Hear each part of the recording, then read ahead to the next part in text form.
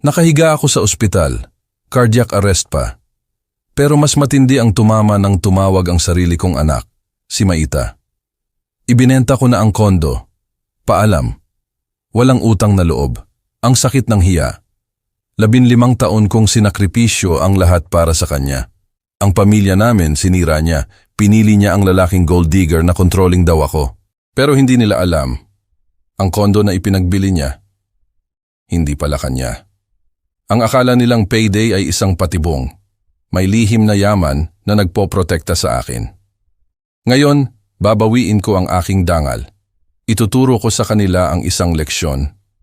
I-like at i-share. Kwentuhan mo ako. Saan ka nanonood? Ako si Danilo Reyes, dating corporate lawyer. Heto ako, nakahiga sa ospital matapos maatake sa puso nang tumawag sa akin si Maria, ang anak ko, isang gabi. Lolo, magpapakasal na ako. Ibinenta na namin ang kondo at kotse. Paalam. Ang sakit ng panluloko niya, mas matindi pa kaysa atake sa puso, pero kalmado akong sumagot. Sige, pero may isang bagay kang nakalimutan. Ha? Anong ibig mong sabihin? Tanong niya. Napatawa ako ng malakas dahil ang kondominium na ipinagbili niya, ang akala niyang siya ang nagmamay-ari, ay isa palang matalinong patibong ko. Bago tayo magpatuloy, mangyaring mag-subscribe sa channel at ipaalam sa amin kung saan ka nakikinig sa comment section para tayong kapamilya. Ang amoy ng antiseptic ay sumunog sa ilong ko habang unti-unting bumabalik ang aking kamalayan. Ang heart monitor ay patuloy na tumutunog. May tubo sa kaliwang braso ko na humihila tuwing gumagalaw ako. 2 araw na mula nang maatake ako at ang tulog ko ay pira-piraso pa rin sa pagitan ng pagbisita ng nurse at paninikip ng dibdib. Ang matinis na tunog ng telepono ay humiwa sa katahimikan na parang talim. 3:00 ng madaling araw. Sino ang tatawag sa isang pasyenteng may sakit sa puso sa ganitong oras? Nanginig ang kamay ko. Inabot ang receiver dahil sa IV line na nakaharang. Malamig ang plastic sa tainga ko. Dad, si Maita ito. Ang boses ni Maita, hindi ang mainit na tono na naaalala ko, kundi malayo. Malamig. Anak, nag-alala ako. Agad akong gumaan ng loob sa kabila ng lamig ng boses niya. Ayos ka lang ba? Napakagabi na. Tumawag ako para ipaalam sa iyo na magpapakasal ako bukas sa Las Vegas. Ang mga salita ay tumama ng mas malakas pa kaysa sa atake sa puso. Nagpumilit akong umupo ng tuwid, bumilis ang tunog ng monitor. Magpapakasal bukas? Pero Maita, kailan ka pa nagkaroon ng ganyan? Nagpasya kami ni Enzo na huwag nang maghintay. Ang tono niya ay nanatiling patag, parang negosyo. Ang kondominium at ang kotse ay naibenta na. Ang pera ay makakatulong sa kasal at honeymoon. Ang kondo ko. Ang binili ko para sa kinabukasan niya. Ipinangalan ko sa isang trust bilang seguridad. Ang kotse na binigay ko sa kanya noong graduation, ipinagbili. Ipinagbili? Ang boses ko ay lumabas ng mas mahina kaysa sa gusto ko. Pero, anak, kailangan nating pag-usapan ng... Wala nang dapat pag-usapan. Ako ay 28 na, Dad. Kaya ko nang magdesisyon para sa sarili ko. Bawat salita ay kalkulado, parang pinaghandaan. Sabi ni Enzo, masyado mo akong kinokontrol, kaya naging dependent ako. Ito na ang pagkakataon ko para sa kalayaan. Sabi ni Enzo, syempre, buminilis ang ritmo ng heart monitor. Hindi dahil sa medikal na kondisyon, kundi sa isang bagay na mas malalim, isang pagbabago sa loob ng dibdib ko. Maita, pakiusap. Pagkatapos ng lahat ng pinagdaanan natin simula nang namatay si Mama Elena, kailangan kong mag-focus sa bago kong buhay ngayon. Ang pagtatanggal sa akin sa boses niya ay napakasakit. Tama si Enzo, masyado mo akong pinigilan. Humihingi ako ng paumanhin tungkol sa puso mo. Pero hindi ko hahayaang kontrolin ng pagkakasala ang mga pagpipilian ko. 15 taon. 15 taon simula nang pumanaw si Elena. Simula noon, ibinigay ko na ang lahat sa anak kong ito. Binilhan ko siya ng kondo, nagbayad para sa kolehiyo, sinuportahan ang kanyang mga pangarap, habang ang akin ay unti-unting namatay sa corporate law offices hanggang sa hindi na kinaya ng puso ko ang stress. Paalam, Dad. Sige. Ang salita ay lumabas ng mas matatag kaysa sa nararamdaman ko. Pero may isang bagay kang nakalimutan. kumalat ang katahimikan sa linya. Pagkatapos, may inis na gumapang sa boses niya. Anong ibig mong sabihin? May nagbago sa loob ko habang nag-uusap kami. Ang mapagmahal na ama na naaalala niya ay nagiging isang tao na hindi niya alam na nag-e-exist. Isang taong gumugol ng 30 taon sa pag-navigate ng corporate contracts at legal loopholes. Isang mahinang tawa ang lumabas sa lalamunan ko, ikinagulat naming dalawa. Malalaman mo rin sa lalong madaling panahon. Good luck sa kasal mo, anak. Ibinaba ko ang telepono bago pa siya makasagot. Ang silid ay naging tahimik, maliban sa steady na ritmo ng heart monitor at malalayong tunog ng night shift. Nag-stabilize ang pulso ko, pero may nagbago sa pundasyon. Tiningnan ko ang maliit na litrato sa bedside table. Si Maita noong graduation niya sa kolehiyo, nagniningning sa pagitan namin ni Elena. 3 taon na ang nakalipas, nang tinatawag pa niya akong daddy at totoo iyon. 15 taon na akong nag-iisa. Pangako mo sa akin, aalagaan mo ang anak natin. Ang boses ni Elena ay umalingaw-ngaw mula sa pinakamalalim na bahagi ng memorya ko. Ipinangako ko na hindi siya kailanman magkukulang sa kahit anong bagay. Pangako ko. Ang mga taon sa kolehiyo ay lumabo sa magandang ulap ng sakripisyo. Mga tuition check na umubos sa retirement fund ko. Naalala ko ang paghahanap ng kondo 5 taon na ang nakalipas. Naglakad kami sa 2 dosenang mga ari-arian sa mga ligtas na lugar sa Makati. Ini-imagine na uuwi si Maita sa sarili niyang espasyo. Ang araw na iniabot ko sa kanya ang susi, pinapanood siyang umikot sa walang laman na living room na parang sumasayaw siya kasama ang posibilidad. Hindi ako makapaniwala na ito ay talagang akin, sabi niya. Niyakap niya ako ng mahigpit. Dapat sa iyo iyan, anak. Ang mama mo ay magiging napaka-proud. Ang legal na papeles ay maingat na inayos. Isang trust arrangement na nagprotekta sa aming dalawa, bagamat hindi na kailangan pang intindihin ni Maita ang mga detalyeng iyon. Ang importante, masaya siya, iyon ay sapat na. Ngunit nagbago ang lahat 8 buwan na ang nakakaraan. Ang unang pagbanggit sa pangalan ni Lorenzo Enzo Marquez ay dumating habang nagdi-dinner kami noong linggo. Nakilala ko ang isang espesyal na tao, Dad.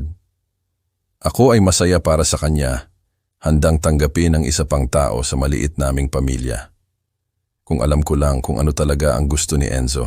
Ang mga tawag sa telepono ay naging mas maikli. Ang Sunday dinner ay naging mabilisang kape. Pagkatapos ay mga dahilan tungkol sa pagiging abala. Dad, kailangan mong huminto sa pagiging masyadong involved sa buhay ko. Gusto ko lang kung ano ang pinakamabuti para sa iyo. Sabi ni Enzo, masyado kang nagkokontrol. Kailan naging salita ng iba ang pag-iisip ng anak ko? Napakabilis ng tibok ng puso ko habang ang mga alaala ay bumangga sa pagtataksil ngayong gabi. Humigpit ang dibdib ko, hindi dahil sa medikal na kondisyon, kundi sa pag-unawa kung gaano ako nawala sa kanya. Ang anak na minsan ay nagpasalamat sa akin para sa lahat ay ibinenta lang ang mga regalo ko upang punduhan ang kanyang pagtakas mula sa akin. Noong Hulyo, 8 buwan na ang nakalipas, pumili si Maita ng isang upscale Italian place sa BGC para sa dinner. Siya ay halos nagniningning nang pumasok ako, nakaupo sa aming karaniwang sulok kasama ang isang lalaki na hindi ko pa nakikita. Dad, ito si Enzo Marquez. Enzo, ang papa ko, si Danilo Reyes. Tumayo si Enzo para makipagkamay, matangkad, maayos, kumpiyansa sa partikular na paraan na agad nag-trigger sa aking courtroom instincts. Ang hawak niya ay matatag, tumagal ng kaunti. Ang asul na mata niya ay pinag-aaralan ang mukha ko na parang mini-memorya ito. Mr. Reyes, marami na pong nasabi sa akin si Maita tungkol sa inyo. Ang matagumpay na abogado na nag-iisang nagpalaki ng isang kamanghamanghang anak. Makinis ang boses, practiced ang ngiti. Masyadong perpekto. Please, tawagin mo akong Dan. Modest at matalino, nakikita ko kung saan nakuha ni Maita ang pinakamagandang katangian niya. Ngumiti si Maita, inabot ang kamay ni Enzo sa kabila ng puting tablecloth. Hindi ba siya matamis, Dad? Sweet? Hindi iyan ang salitang pipiliin ko. Kalkulado siguro. Ang mamahaling relo ni Enzo ay nahuli ang candlelight, isang Rolex na hindi tugma sa kanyang malabong paliwanag tungkol sa pagtatrabaho sa consulting. Anong linya ng trabaho mo eksakto? Tanong ko. Tumutulong ako sa mga tao na i-optimize ang kanilang mga pagkakataon. Strategic planning, maaari mong sabihin. Sumingit si Maita bago ko pa siya ma-press. Modest lang si Enzo. Napakagaling niya sa strategy at investments. Dan, gumawa ka ng isang kahangahangang trabaho kay Maita. Kailangan kong tanungin, sa palagay mo ba ay hindi ka masyadong generous? Ang ilang tao ay maaaring samantalahin ang gayong kabaitan. Ang komento ay tumama na parang kalkuladong suntok. Ang kondo ni Maita ay maganda, by the way, patuloy ni Enzo. Mayroon kang mahusay na panlasa sa real estate investments. Ayun na, interes sa kondo. Nagsimula ng ikatalogo ng utak kong abogado ang mga red flags. Ang iyong ama ay napaka-generous, matalinong investments sa tamang mga ari-arian. Lumapit ang waiter at iginiit ni Enzo na mag-order ng isang mamahaling bote ng alak. Nang dumating ang check, nagprotesta siya tungkol sa pagbabayad, ngunit halata ang ginhawa niya nang ako ang pumulot sa tab. Isang lalaking may Rolex na hindi makapagbayad ng dinner. Nang naglalakad patungo sa parking lot pagkatapos, napansin ko ang kotse ni Enzo, isang BMW, na malamang ay nagkakahalaga ng higit pa sa taunang suweldo ng karamihan sa mga tao. Hindi nagkakatugma ang mga piraso at 30 taon ng legal na practice ang nagturo sa akin na ang mga inconsistencies ay karaniwang nangangahulugang may nagsisinungaling. Napakasarap na makilala ka, Dan, sabi ni Enzo. Ang perpektong ngiti ay hindi nagbabago. Sana ay mas madalas tayong magkikita. Habang nagmamaneho ako pa uwi noong gabing iyon, bawat instinct na nahasa ko sa mga dekada ng depositions at cross-examinations ay sumigaw ng mga babala, pero si Maita ay masaya, nagniningning sa espesyal na liwanag na nagmumula lamang sa pag-ibig. Dumating ang Martes ng umaga na may discharge papers at isang pagbabago na hindi ko inaasahan.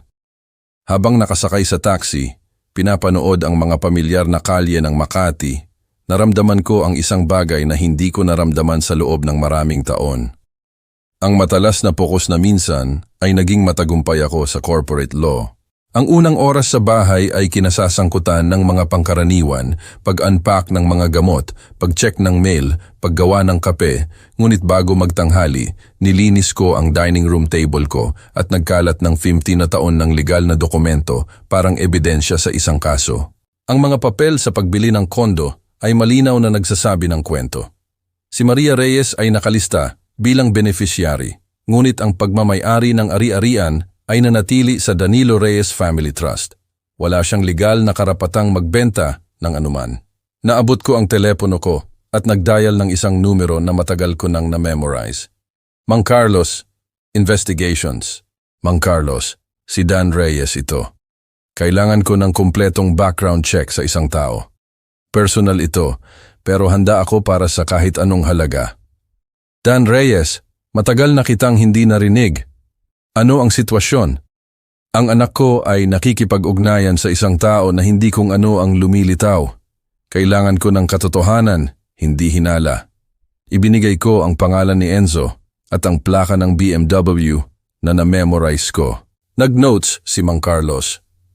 Preliminary report sa loob ng 48 oras, full work-up sa loob ng 1 linggo. Money's not an issue. Gusto kong malaman ang lahat. History ng trabaho, financial records, previous relationships, legal troubles, lahat. Pagkatapos ng tawag, inayos ko ang espasyo ko gamit ang methodological na precision. Naging war room ang dining room ko. 3:30, tumawag si Mang Carlos.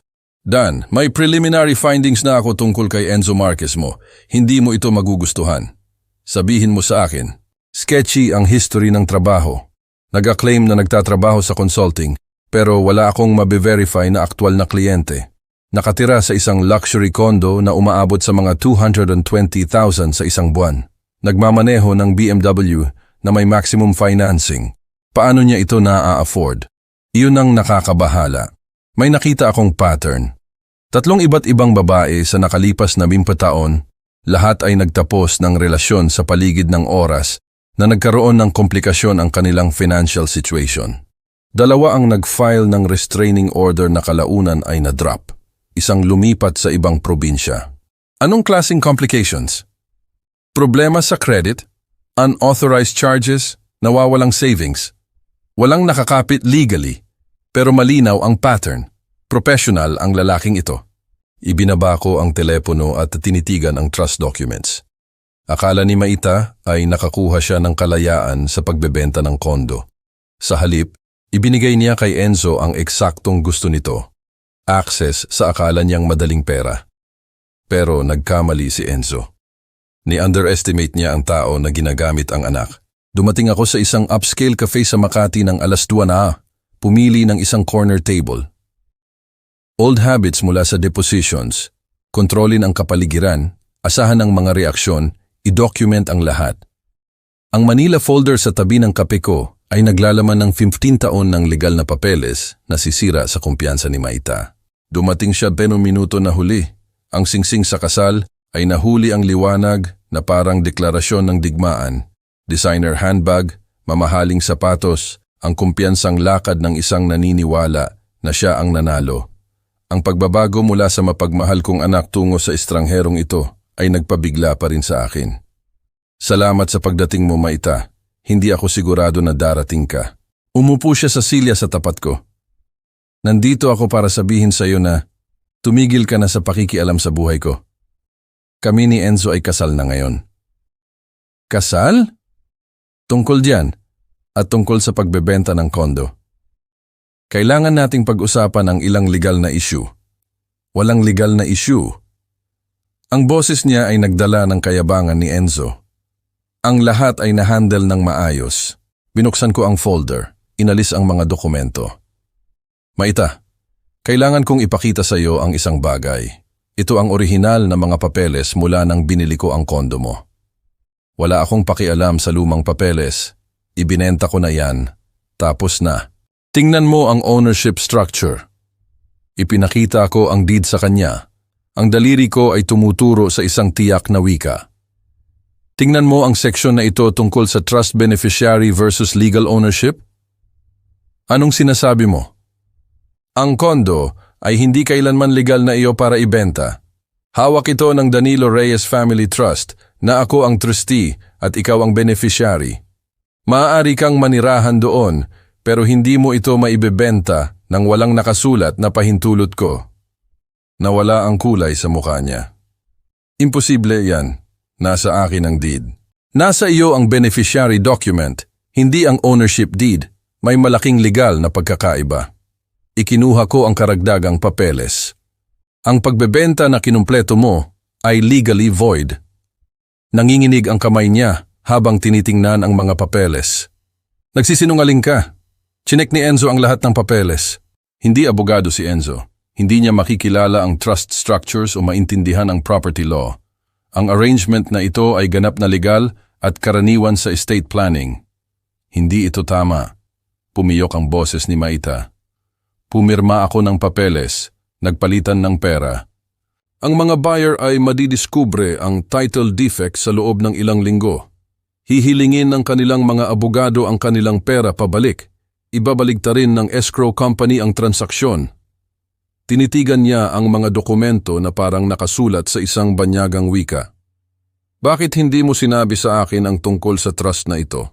Dahil nagtiwala ako sa iyo na makikipag-usap ka sa akin tungkol sa mga pangunahing desisyon bago kumilos.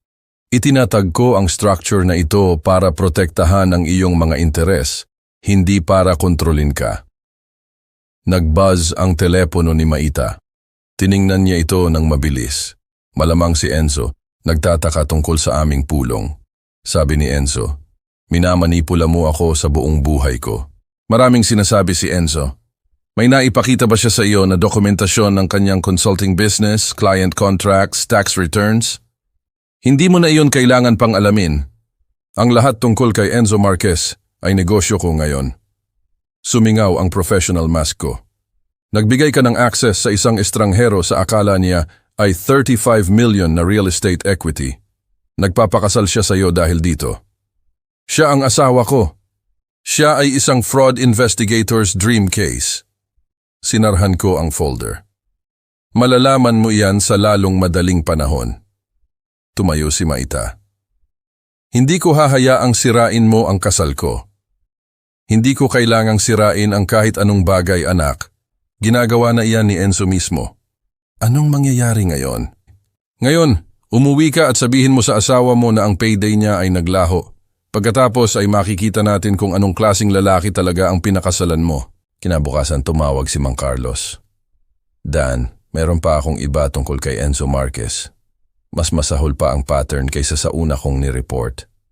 5 babae sa loob ng 8 taon, hindi 3.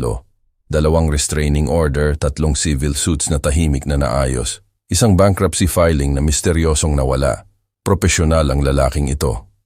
Anong klaseng propesyonal? Ang uri na nagre-research ng mga target ng maingat. Mas matatandang babae, bagong byuda, financially comfortable pero emotionally vulnerable. Gumawa ako ng notes. Kasalukuyang financial status, underwater sa lahat, BMW lease, malapit nang mag-default. 3 buwan na ang renta sa kondo niya. Maxed out ang credit cards. Kailangan niya ang 35 million na pera mula sa kondo ni Maita. Alas 12 tumawag si Maita. Dad, sabi ni Enzo hindi mo ito magagawa legally, magha-hire siya ng abogado.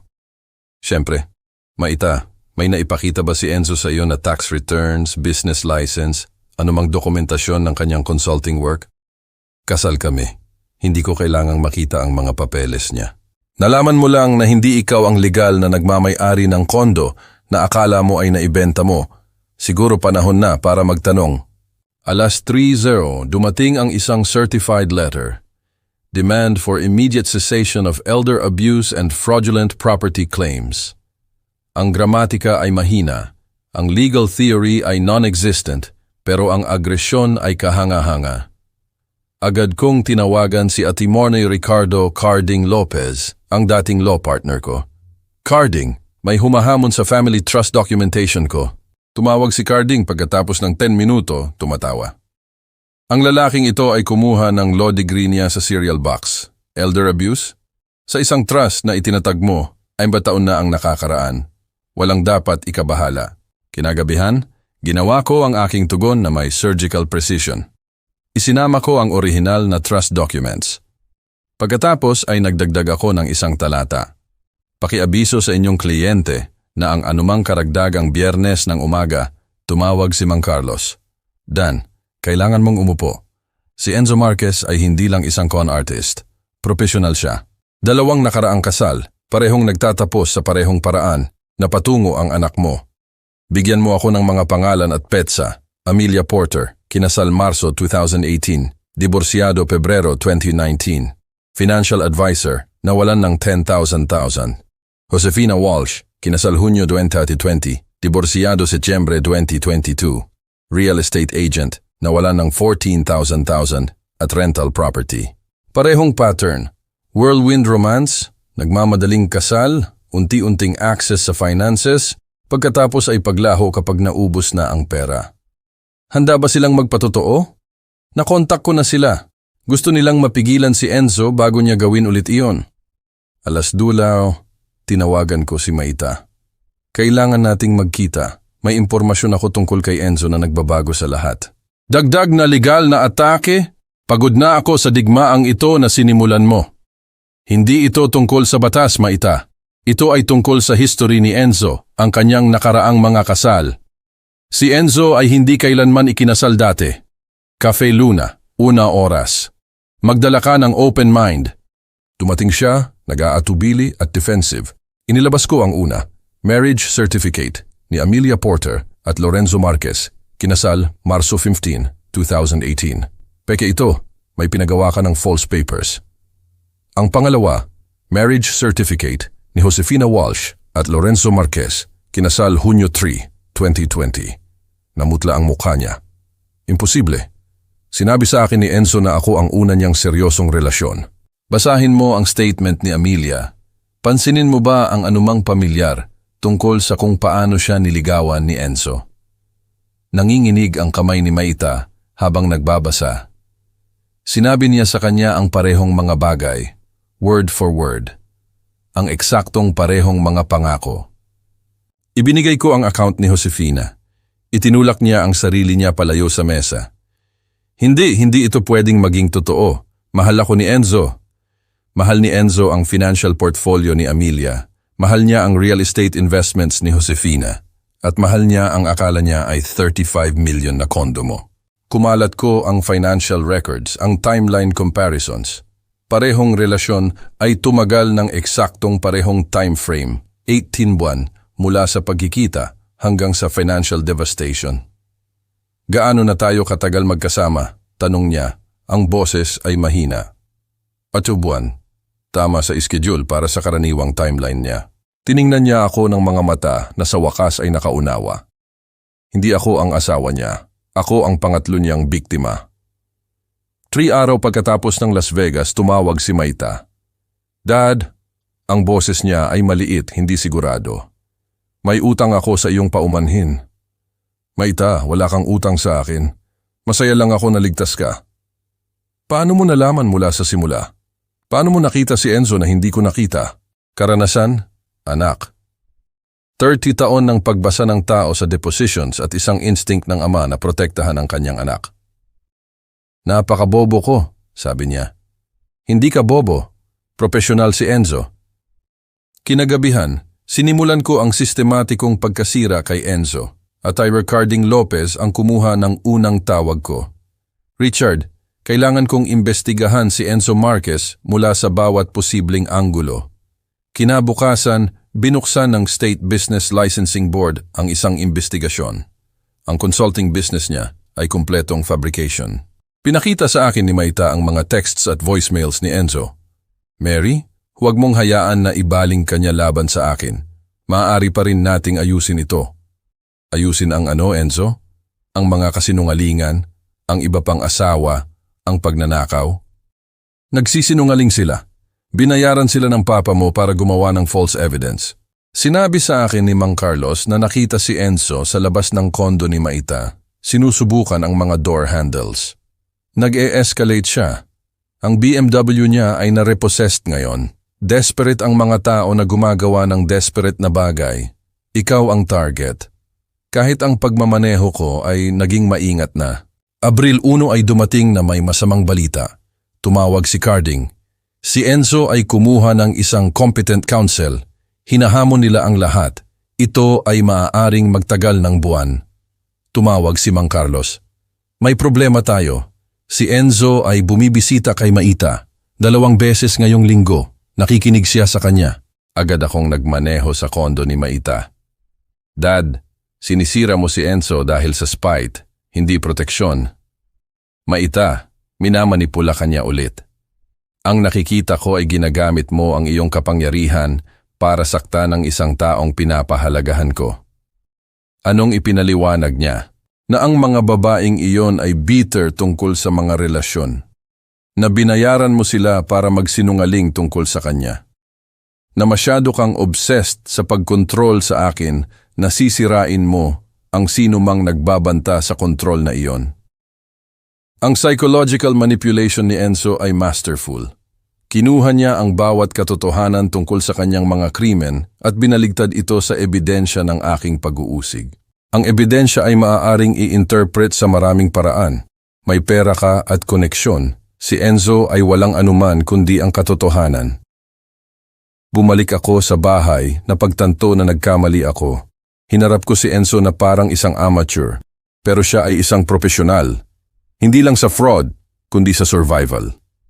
Nanalo siya sa war sa pamamagitan ng pag-unawa na si Maita ang tanging premyo na mahalaga. 4 na araw ng katahimikan mula kay Maita. Kinailangan kong umatras para manalo.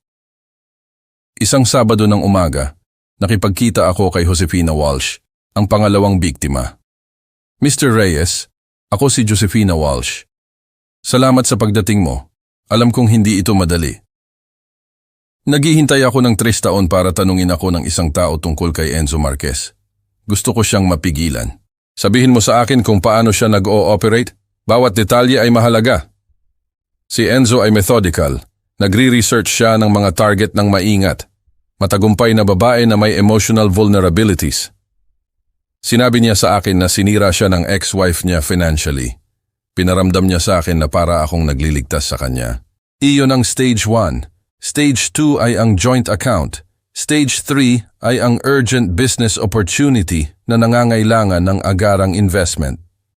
Ipinakita niya sa akin ang bank statements. Transfers na umaabot sa 14,000 sa loob ng 18 buwan.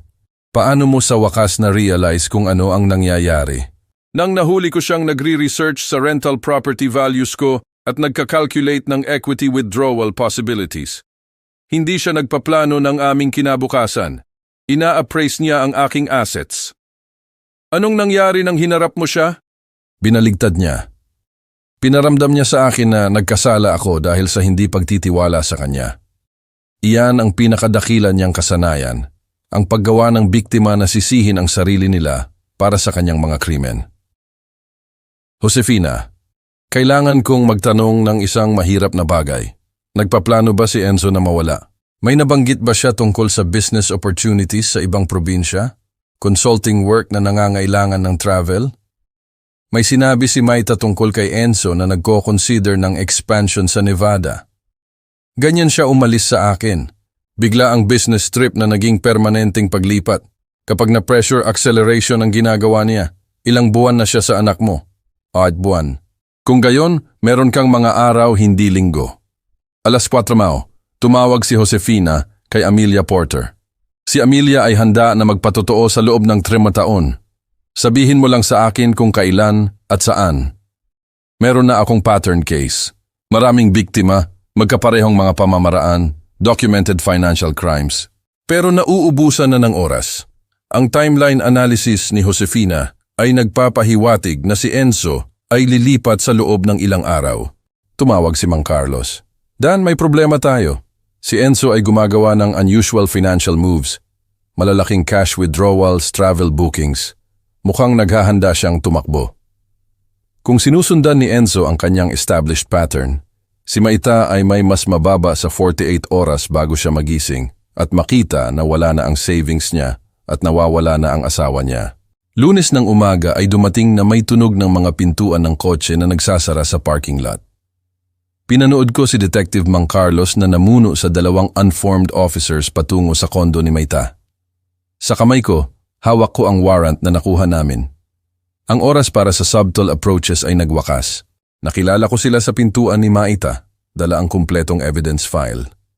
Sa likod ko, lumabas si Josefina Walsh mula sa kanyang rental car, handa nang harapin ang lalaking nagnakaw ng kanyang kinabukasan. Nagulat ang mukha ni Maita nang pumasok kami. Ang pagkalito ay naging takot nang makita niya ang mga pulis. Dad, anong nangyayari? Sabi ni Enzo ay sinisira mo kami.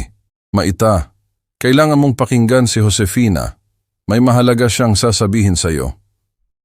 Lumabas si Enzo mula sa bedroom, bihis na, isang packed suitcase, ang bahagya lang nakikita sa likod niya. Harassment ito, sabi niya, pero ang boses niya ay may panginginig ng isang taong gumuguho ang mundo. Lorenzo Marquez, in-announce ni Detective Mang Carlos, ikaw ay inaresto para sa fraud in the first degree, theft, at conspiracy to commit financial crimes. Nang umikot ang handcuffs, gumawa si Enzo ng isang huling pagtatangka sa manipulation. Maita, kailangan mong maniwala sa akin. Mahal kita ng higit sa lahat. Huwag mong hayaang ibaling kanila laban sa akin.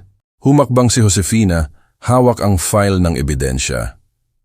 Maita, ginawa rin sa akin ni Enzo ang parehong mga bagay na ginawa niya sa iyo. Parehong salita, parehong mga pangako. Kinidnap niya ang buhay ko. Imposible iyan, bulong ni Maita. Mahal ako ni Enzo, kasal kami. Kinasal din niya ako, sabi ni Josefina. Pagkatapos ay naglaho siya na may 14,000 ng pera ko. Pinanood ko ang mukha ni Maita habang ikinakalat ni Josefina ang ebidensya sa kitchen table. Enzo, totoo ba ito? Pumiyok ang boses ni Maita. Nagpaplano ka bang umalis kasama ang pera ko? Ang fakad ni Enzo ay tuluyang gumuho. Maita, nagsisinungaling silang lahat. Binayaran sila ng papa mo para sirain tayo. Pero binabasa na ni Maita ang bank statements ni Josefina Nakikita ang pattern ng unti-unting financial exploitation na plinano ni Enzo para sa kanya. Iyan din ang sinabi mo kay Josefina, sabi ni Maita. Word for word, narinig ko ang recording. Habang inilalabas si Enzo ng mga pulis, gumawa siya ng isang huling desperate na apela. Maita, huwag mong hayaan na kontrolin ka niya. Ito ang eksaktong gusto niya. Pero si Maita ay humahakbang na palapit sa akin. Palayo sa lalaking gumugol ng 8 buwan sa sistematikong pagsira sa kanyang kakayahang magtiwala sa sarili niyang paghusga. Dad, bulong niya, sa wakas ay tumutulo ang luha. Patawarin mo ako. Sana ay nakinig ako sa iyo. Wala kang dapat ipagpaumanhin, sabi ko. Binuksan ang mga braso ko habang bumagsak siya sa akin. Ikaw ay minanipula ng isang expert. Paano mo ako mapapatawad pagkatapos ng lahat ng sinabi ko sa iyo? Dahil ikaw ang anak ko at mahal kita. Hindi iyon kailanman nagbago, kahit noong hindi mo ito nakita. Napakabobo ko, sabi niya ulit. Wag, niloko ni Enzo ang matagumpay, matatalinong babae ng paulit-ulit. Ang krimen niya ay hindi pagnanakaw. Ito ay ang paggawa ng biktima na sisihin ang sarili nila para sa kanyang expertise. Anong mangyayari ngayon? Ngayon, magpagaling ka at haharapin ni Enzo ang hustisya. At muli nating itatayo kung ano ang sinubukan niyang sirain. Tiningnan ako ni Maita ng mga mata na tila mas malinaw kaysa sa mga nakaraang buwan. Dad? Oo. Salamat sa hindi mo pag-iwan sa akin, kahit noong ako ay sumuko na sa sarili ko. Sa labas, ang araw ng San Diego o Manila ay sumisikat sa mga bintana na matagal nang naitim ng panlilinlang. Sa unang pagkakataon sa 8 buwan, si Maita ay tunay na nasa bahay. Kung nagustuhan mo ang kwentong ito, mangyaring i-like ang video na ito, mag-subscribe sa channel at ibahagi ang iyong mga impressions sa kwentong ito sa mga comments. Para makinig sa susunod na kwento, i-click ang box sa kaliwa. Salamat sa panunood, mga kapamilya. Nang makita ni Maita ang evidence, ang mga marriage certificates, nawasak siya. Parang salamin na nabasag. Dad, patawarin mo ako. Niyakap niya ako ng mahigpit. 8 buwan kaming nagkalayo. Ngayon yakap ko na ulit ang anak ko. Walang sinabi si Enzo. Wala na siyang magagawa. Wala kang dapat ipagpaumanhin, anak. Sabi ko sa kanya. Minanipula ka niya. Expert siya. Ngayon magsisimula siyang magpagaling. Haharapin ni Enzo ang batas. Patutunayan natin ang pattern of fraud niya. Ang dangal ni Maita, babalik. Salamat sa panunood, mga kapamilya. Kung nagustuhan niyo ang kwento ng pagbawi na ito, i-like at i-share. At mag-comment kayo, gusto kong marinig ang inyong kwento.